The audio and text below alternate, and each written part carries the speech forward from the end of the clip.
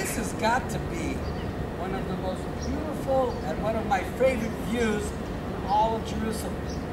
We are standing here on top of the Eish Torah building in the Old City, looking on today the Dome of the Rock and Temple Mount Plaza. Let's imagine that the dome was not standing there, but instead the Temple of God stood there, along with the plaza that King Herod had built. In the distance are the mountains to the east, Mount Scopus, Har HaTzofim in that direction, and the Mount of Olives, Har HaZeitim.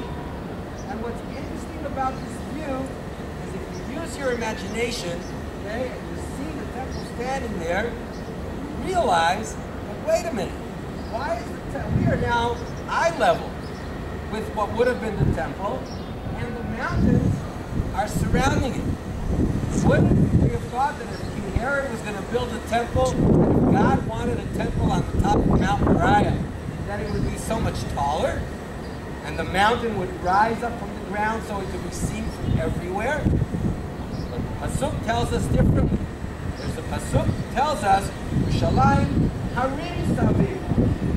Jerusalem, there are mountains around. Mount Moriah, where the temple stood, wasn't meant to be a place which towered amongst everyone else, which towered amongst the mountains. Instead, Mount Moriah, and the place where the temple stood, was meant to be a part of the city. It was meant to teach us that God dwells among the people. And he doesn't dwell from up above, but his presence is everywhere.